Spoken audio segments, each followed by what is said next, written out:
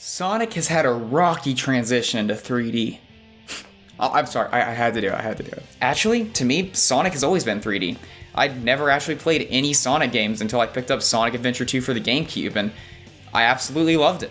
I have many fond memories of playing Sonic Adventure 2 with my cousin, playing City Escape over and over again, getting engrossed in the story and falling in love with these characters. I hadn't played Sonic Adventure 2 in many years though. My GameCube stopped working ages ago, so I no longer could play it.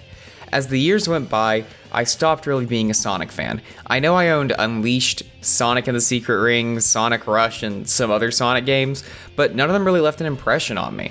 I played Sonic Generations and really liked it, but beyond that, I was out of the loop. Then a few weeks ago, there was a massive sale on Steam. I picked up Sonic Adventure 2 and Generations because I knew I liked them, and so I went back and replayed them. Ultimately, I enjoyed them a lot more than I thought I would, which led to me going on a huge Sonic binge playing every game I had missed out on in the franchise. Some of which I kinda regret. While on this massive Sonic binge, I watched YouTube videos on most of the games I played, just to gauge what everyone thought of the games, and I was surprised to see numerous videos of people calling Sonic Adventure 2 a bad game, saying it was too linear, it had a horrible story, and the alternate playstyles were awful. With this video, I don't necessarily want to make a defense of Sonic Adventure 2. Most of the criticisms leveled at the game are pretty fair. However, I feel like a lot of the good in this game is overlooked or even not brought up, and the bad is greatly exaggerated.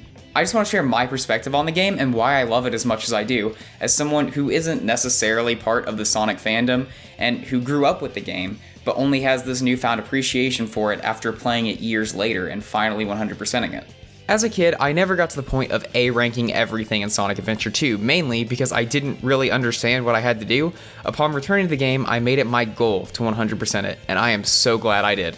If I hadn't gone the extra mile and engaged with the game in this way, my opinions would be really different.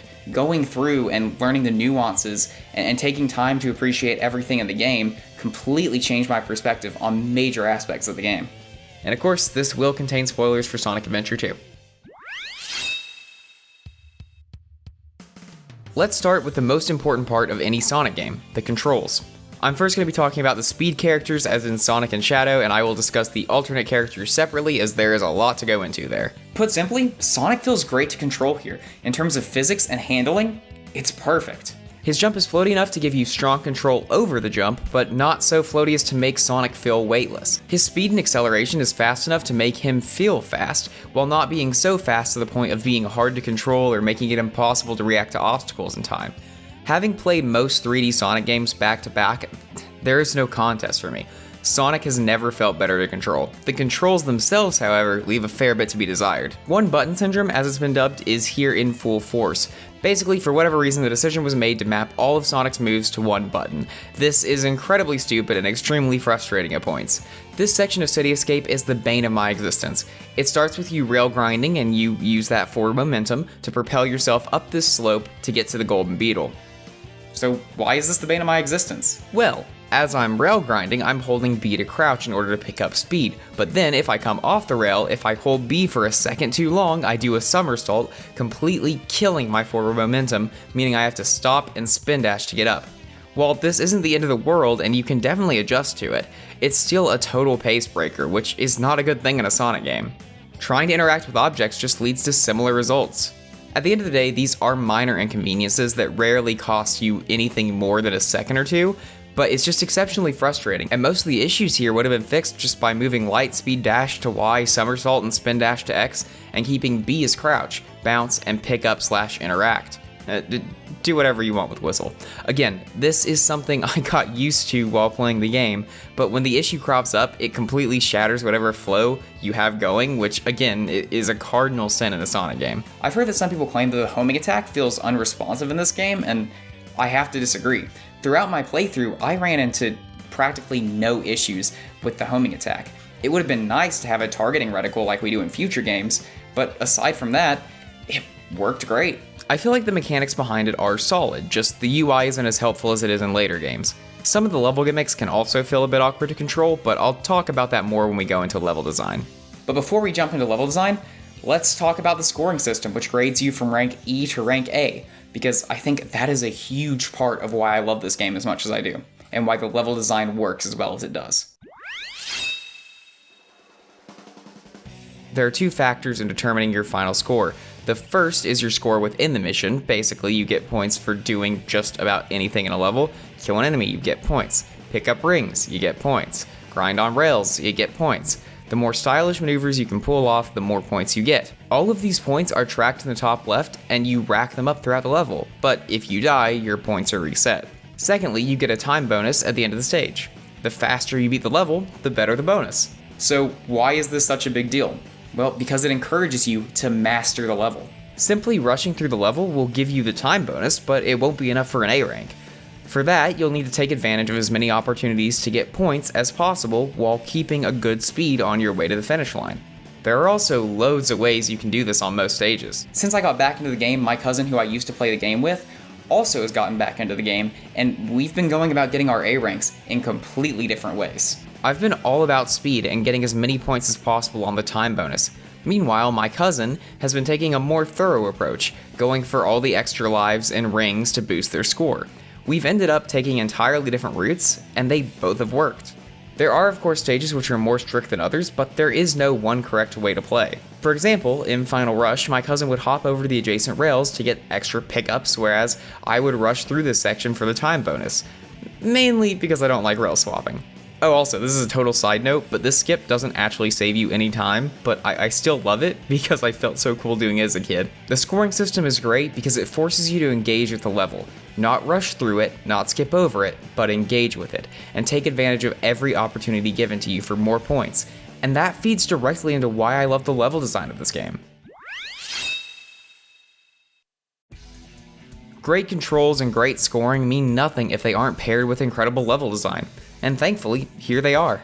These levels are absolutely my favorite levels in any Sonic game to date, besides maybe some in Sonic 06. Should I clarify that Sonic 06 statement? Nah, I'll get to it later.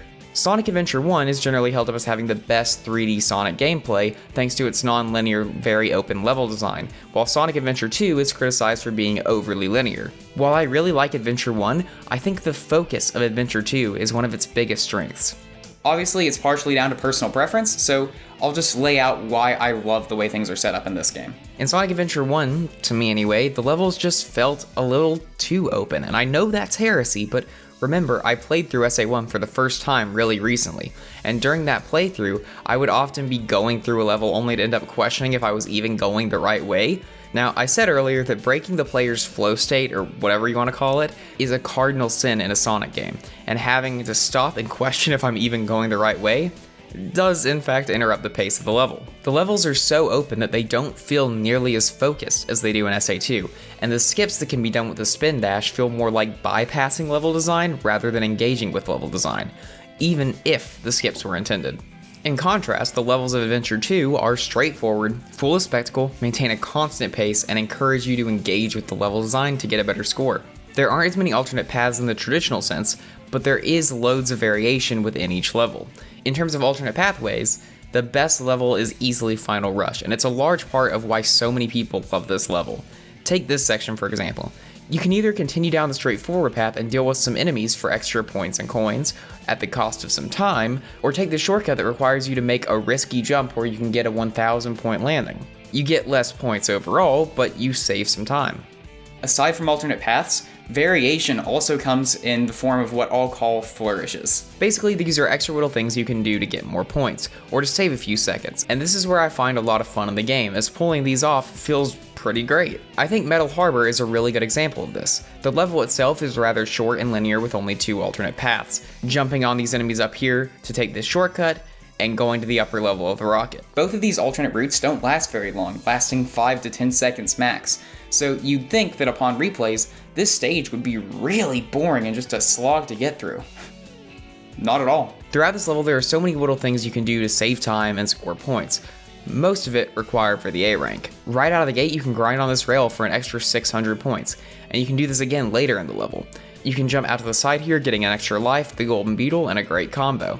Later, you can use the lightspeed dash to quickly make this turn and avoid the risk of falling to your death. There are countless examples of stuff like this in every level, one of my favorites being in Radical Highway. Sure, you could homing attack this robot and pick up these rings, Or you could just light speed dash through the rings and blow up the robot in the process. These flourishes aren't always that hard to pull off, but sometimes they can be. They're also inherently fun and satisfying to do. Even when I don't care about my rank, I go for awesomes on the city escape ramps because it's just fun. These flourishes are abundant enough to make replaying these stages really enjoyable, because if you're engaging with the stage, there's almost always something to be doing. Now, if you decide to ignore this, yeah, the stages become a little dull. If you're running from point A to point B, ignoring everything in between, these stages are not all too interesting. Take away all the flourishes from Metal Harbor, and it's not really that great anymore. But to ignore them and call the level designs boring linear hallways is disingenuous. Now I should probably explain that 06 comment. During the course of my Sonic binge, I decided to borrow my cousin's PS3 and copy of Sonic 06 because, well, I wanted to see what it was like, and I liked it a lot more than I think I was supposed to. It has glaring issues and controls horribly, but a lot of the design decisions are brilliant, but they just weren't executed very well. That may be a video in its own right one day, but we'll see. So after I played it, I checked out a fan project known as Project 06 by Chaos X, which recreates all the Sonic stages in Unity and fixes a lot of control and performance issues, and suffice it to say, I love it. If you haven't played Project 06, I highly recommend you do, but let's get back to how this relates to Sonic Adventure 2. So in 06, I think they improved on the level design in a few ways. It isn't all good, but if there's one thing I love in 06, it's alternate pathways. These levels feel massive with tons of different routes, but they never lose the focus and cohesion of SA2. Take this part of Dusty Desert, for example. You think you were supposed to go straight, but instead you can jump up on these pillars and take a bounce pad to skip the enemies below. Then if you realize you can jump on these pillars, you can access another alternate route by going through some trick rings. And then if you climb up here, you can take it.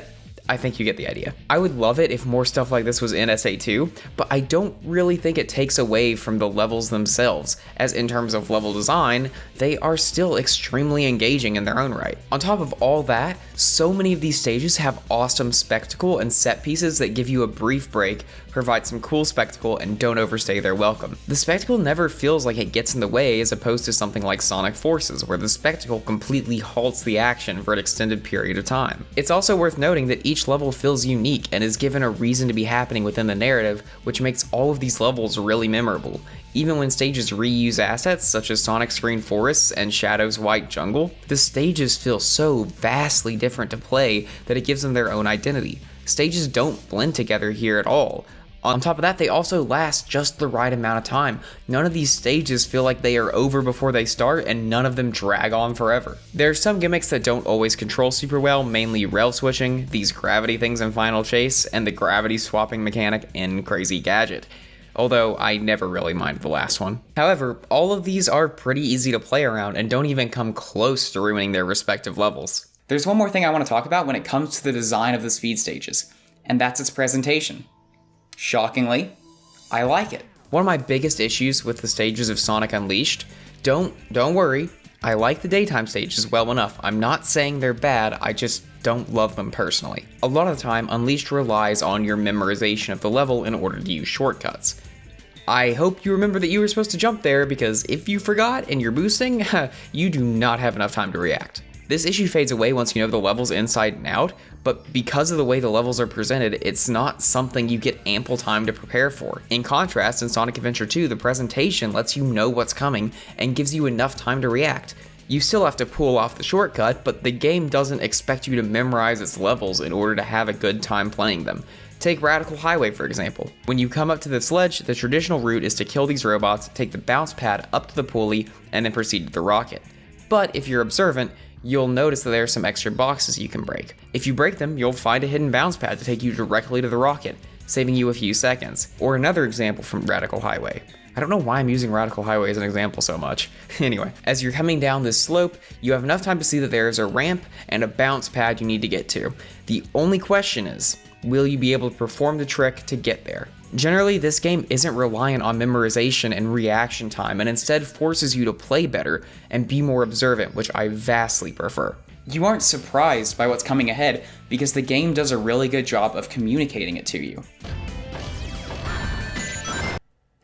We'll come back to that. With all that said, I hope you can at least understand why these stages are easily my favorite in the entire franchise. They're engaging, varied, unique, and replayable with tons of depth in their design.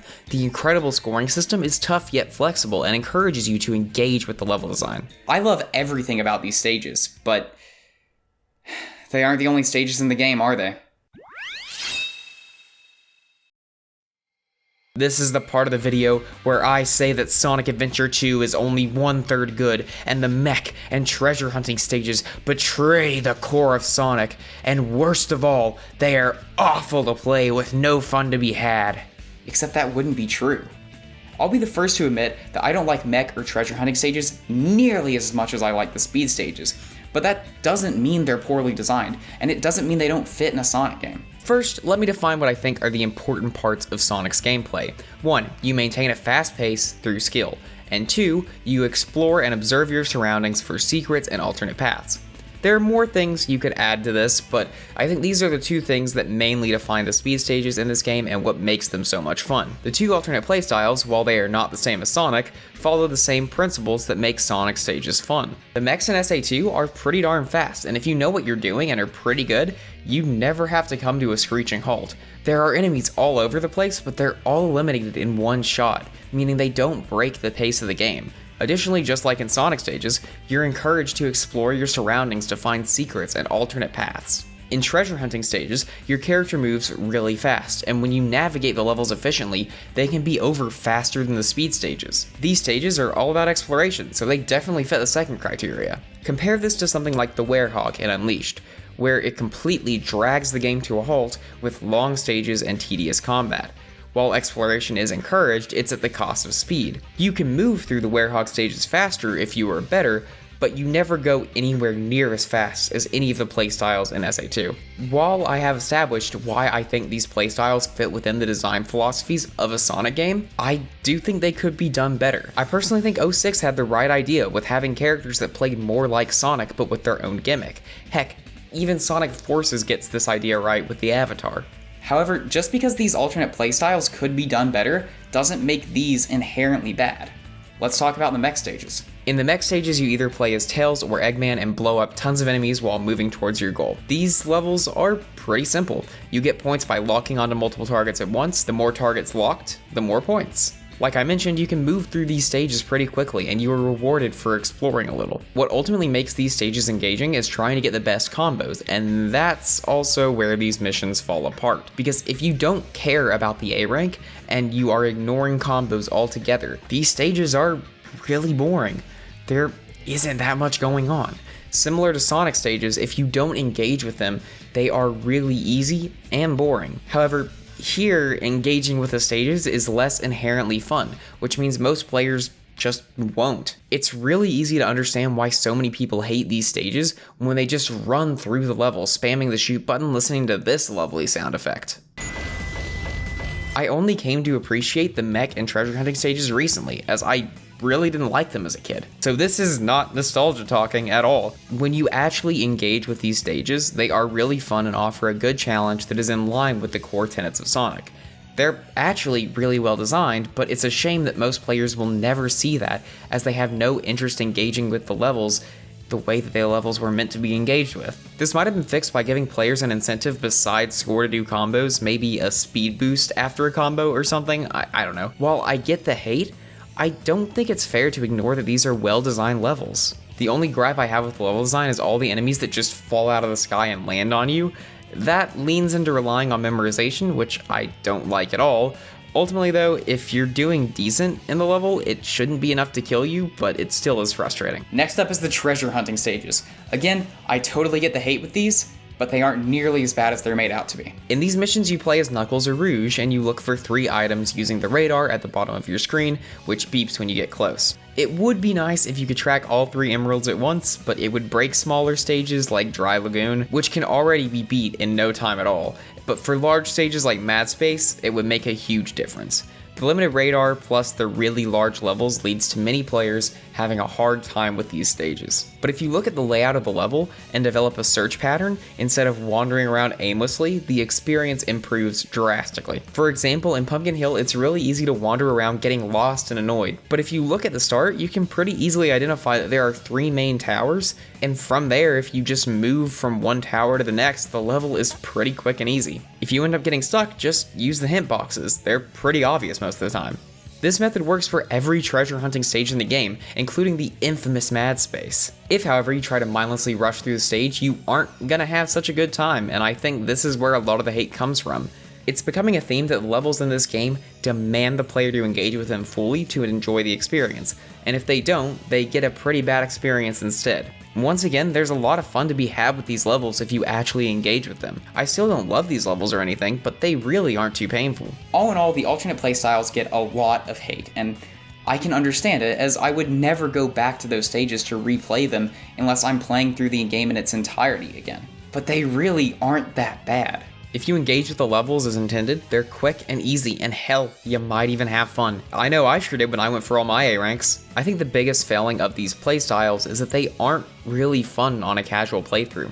Blitzing through a Sonic stage in SA2 is always a good time, whether you're fully engaging with the level or not. And that can't be said for these alternate playstyles. Because of the way the game's designed, these stages are only fun if you're going for the A rank, which most players won't do, and that's not the player's fault. With all that said, there is still fun to be had with these playstyles. That doesn't mean I want to see them come back though.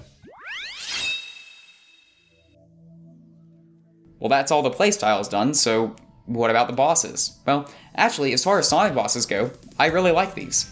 Granted, they aren't anything spectacular, and most of the fights in Sonic Generations are way better. I said most. These fights have a simple charm to them. They're all pretty easy and straightforward, but I don't really think that's a bad thing. The character battles are all really easy and janky, but they get the job done, I suppose. The only bosses I really think are worth mentioning are the final 2. The Bio Lizard is actually a really well designed and fun boss fight, probably the best designed fight in the game, complete with phases and everything. But by far my favorite fight is Final Hazard. But that's mainly because of the spectacle, the story, and the song. The fight itself is fine and pretty fun, but again, nothing to write home about. For the most part, my opinions on this game would be totally different if I hadn't gone for 100% completion this time around, as going for the A ranks made me engage with this game in a way I never had before. In fact, I think the completion experience for this game is kind of incredible. Each stage has 5 missions for you to A rank. Mission 1 is to get the traditional A rank, Mission 2 is to collect 100 rings, something which becomes far more interesting in the mech and treasure hunting stages as there are less rings to go around. Mission 3 is to find the lost Chao, which requires you to look up a guide. I meant explore the level. Yep. Mission 4 is a rush to the finish and generally lowers the score requirement some, and Mission 5 is an entirely new rendition of the level, dubbed Hard Mode, which is actually pretty easy to A rank, ironically, causing hard modes to feel more like a reward than anything. These stages are harder, but they have way more opportunities to get points, making getting the A ranks a breeze. Each of these missions requires you to play the stage in a different way. The only one that kind of sucks is Mission 4, because generally you can just do the exact same thing you did in Mission 1, but it's remarkable just how much content there is in this game, and all of it's pretty darn fun to play. Going for completion in this game takes a while, but I have a newfound appreciation for every aspect of its design because I went for 100%. Each of the levels is tough but fair. It doesn't hand out the A ranks, but you're allowed to make mistakes and experiment along the way. There are some pain points with 100%ing the game, mainly the Chao Garden and the kart racing stages, which I'll talk about more later, but all in all, I don't think you can 100% this game and not fall in love with it. Going through each of these levels and mastering them is by far the most fun I've ever had in a Sonic game. If you love this game and you haven't 100%ed it, I would highly recommend you do so. It's a very long process and it might take a minute, but it is a damn rewarding experience. And getting a fully 3D version of Green Hill Zone was an awesome reward. It's been done to death nowadays, but back then, this was a legitimately cool reward. The gameplay isn't the only thing that matters, and unfortunately the presentation of this game can leave a lot to be desired. However, it can be brilliant at times. I've already touched on how the camera does a great job of presenting the obstacles that are ahead of you, but that doesn't mean the camera is perfect. It's certainly better than Adventure 1's camera, but it can still be a pain to deal with at times. The UI in this game is actually pretty great. It's unobtrusive and effectively communicates what it needs to. I particularly like the way the combo text flies into place. It draws the player's attention to it without making it annoying. I also love the map in this game. It does a lot for the world building while being easy to navigate and use. Other Sonic games have tried to replicate this, but none have done it as well as SA2. As far as graphics go, I think the game actually does hold up fairly well. I mean, it's obviously old, but it doesn't hurt to look at, and the great art style has kept it looking pretty good throughout the years. And stages like Final Rush still look really cool despite the game's age. Of course, if you look at the backgrounds too hard, they don't look too great. I actually thought the trees just got cut off in White Jungle, and I was gonna bring that up here, but they actually don't. The bottoms are just really hard to see under the mist, which I just think that's interesting, so I'm mentioning it. By far the area in which the game has aged the worst is its cinematics. The audio mixing is awful, the animations are janky, the characters' mouths aren't even synced to the English dialogue, and the voice acting is all over the place. I like these voice actors, but they clearly didn't have anything resembling good direction. It's not Hey look, it's Sonic! levels of bad, but it's not great. I actually think what's happening in the cutscenes themselves holds up really well, and I'm going to talk about that more in the story section. The presentation overall is really good, it just fumbles a lot when it comes to cutscenes. I can't have a Sonic Adventure 2 review without talking about the music, can I?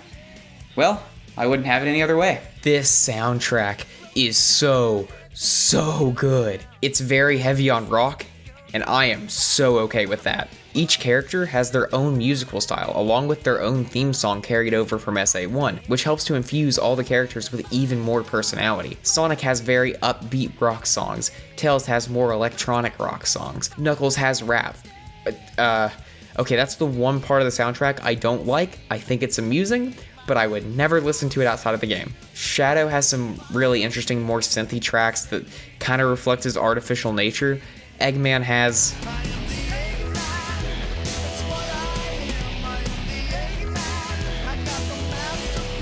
It speaks for itself. I love it. And Rouge has more jazzy music. There are almost no misses in this soundtrack, and songs like City Escape are classics. With the game's main theme, Live and Learn, being my all-time favorite Sonic song, as well as just an incredible song in its own right. The soundtrack is downright incredible and fits the game perfectly. I would say this soundtrack crushes at least 40 other soundtracks. I'm sorry. There isn't too much more to say about the soundtrack. I absolutely love it. Okay, time for story. Strap in, because this is going to be a long section. Put simply, I love the story of this game. It's very, very flawed, and I 110% understand why people think it's stupid, but I want to try to make you understand why I love it as much as I do. To give a simple recap, there are two sides to the narrative, hero and dark. In the hero story, you play as Sonic, Tails, and Knuckles as they unravel Eggman's schemes for world domination and try to put a stop to it. All the while, the military has mistaken Sonic for Shadow, and therefore Sonic is on the run from the military.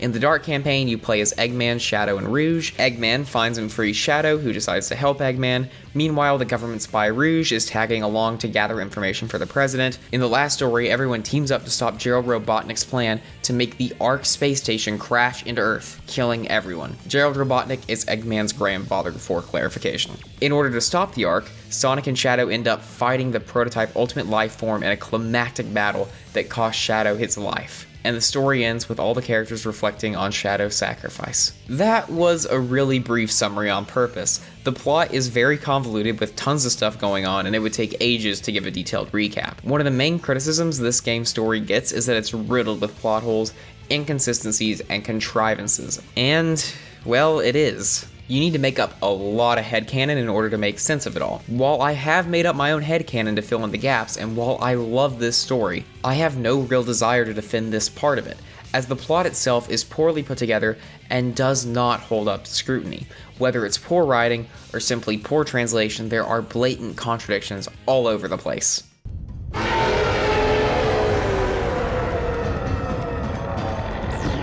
Is it gone? Is that what chaos control is? What Shadow was probably meant to say here is something like, did it just use chaos control? But because of what I assume is a translation error, it looks like Shadow completely forgot what chaos control is, despite the fact that he's been using it and talking about it the whole game.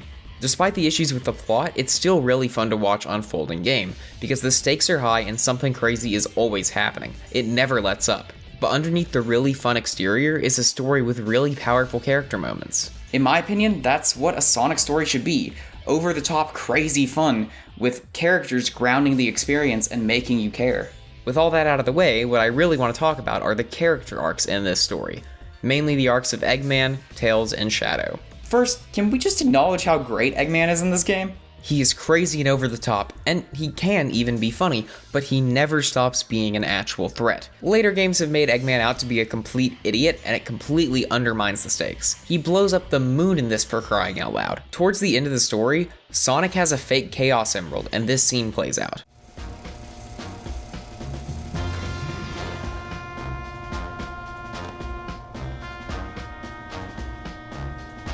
Let's take care of business first, shall we, Sonic? Hand over the Chaos Emerald, slowly, and then we'll talk about your girlfriend. That is, if you really care for her. Handing over the fake emerald? I can kill two birds with one stone.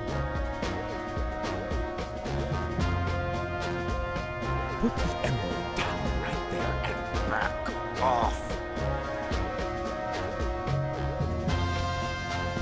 You've turned into a big-time villain, Doctor.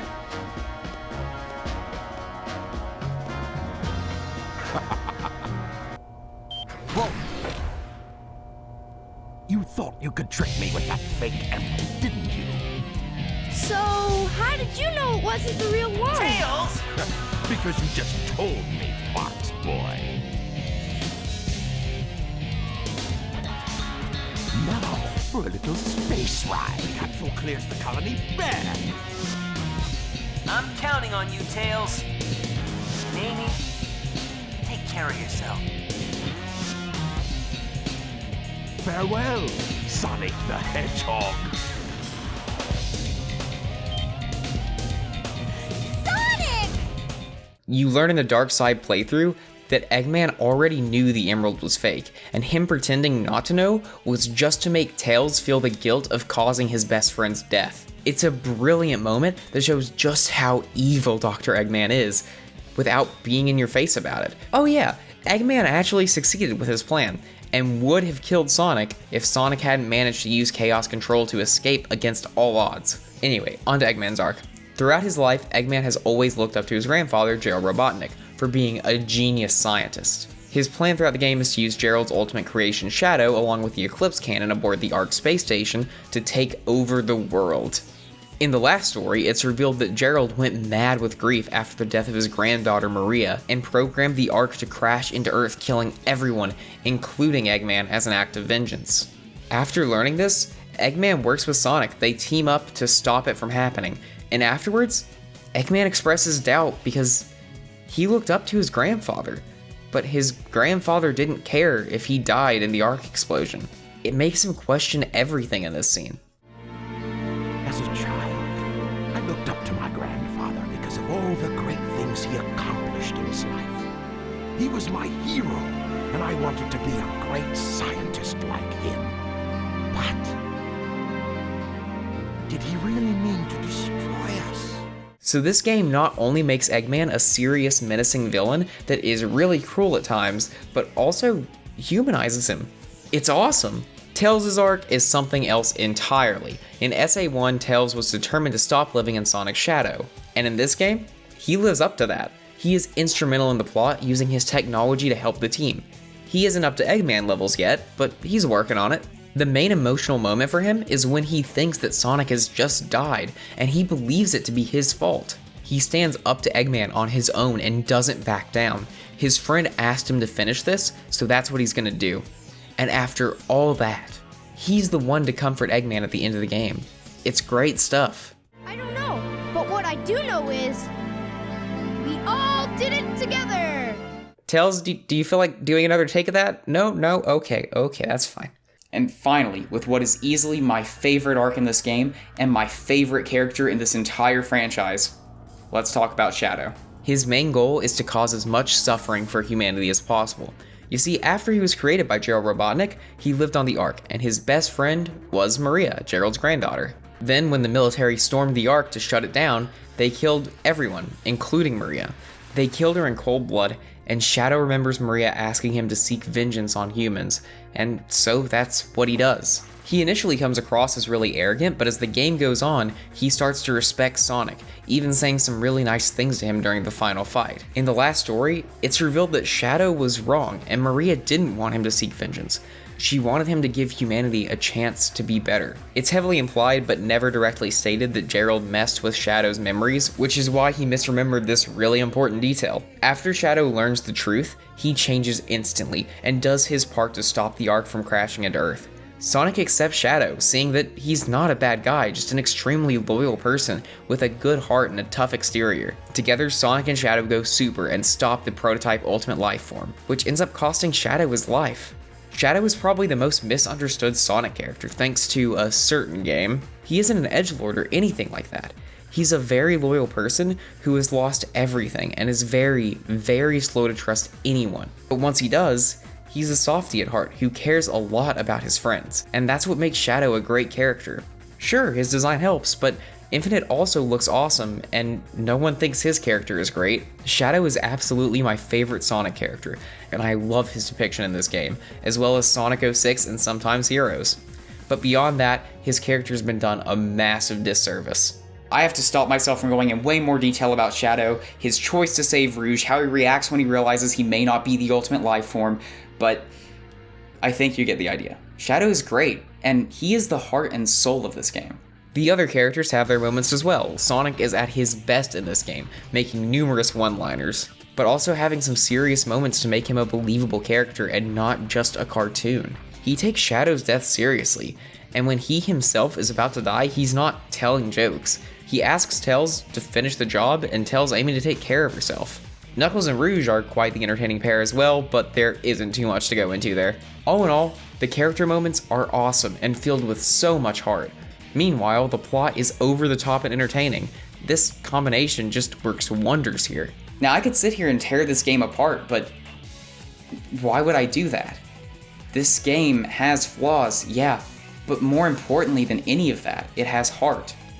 I would take a story that isn't perfectly crafted but has great characters and awesome moments over a boring, run-of-the-mill plot that takes no risks but ties up nicely into a bow. Sonic Adventure 2 has a great story to tell. It's only a shame it wasn't better told. Okay, so before I end my massive tangent on the Sonic Adventure 2 story, I want to talk about something I absolutely love about the story.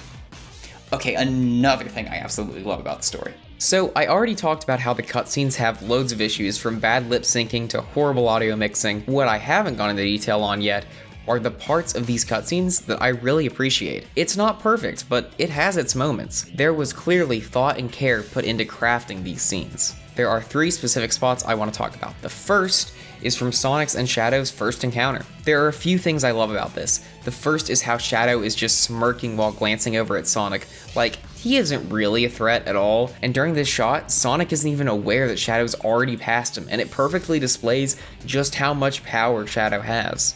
I also love how Shadow is just tossing the Chaos Emerald about, kinda playfully. He really isn't taking the situation very seriously. And that final shot just illustrates how far above Sonic he is, through its blocking and framing. The second moment is pretty simple, but when Rouge is telling Shadow that he may not be the real Ultimate Life Form, she holds up a paper, and there is actually a photo of the final boss of the game, the prototype Ultimate Life Form. It's a small thing, but I love that foreshadowing. You can also read the whole paper if you want, which is just really cool. Finally, I want to talk about the last scene in the game. All the other scenes have been fast-paced, full of cuts and moving camera angles. This scene slows down and just lets the camera linger on these characters talking. This isn't fun, this isn't flashy, they're mourning the loss of Shadow. It's a still moment where the Earth is safe and no one's in danger. All the characters are reflecting on everything that's happened. The camera mimics that, letting the player reflect as well. Sonic says goodbye to Shadow, and we cut back out to the Ark in orbit, as it slowly disappears behind the Earth and fades to black, as the live and learn kicks in. It's the perfect ending. The story of this game means a lot to me in spite of all its flaws, and I think that's because at its core, this is an entertaining story with moments of brilliance. It's a shame the story is let down by its presentation and some major plot holes, but none of that is enough to take away from the heart of the story. Not everyone will be able or willing to ignore the flaws of this game and enjoy it for what it is, but I most certainly am. Well, with that out of the way, we're getting close to wrapping up this video. There are just a few other things to talk about, one of the bigger ones being the Chao Garden. In the Chao Garden, you can raise, breed, and interact with your Chao. It's a fully fledged pet simulator in Sonic. This is a feature that so many people love, and I am completely down for Sega to bring it back.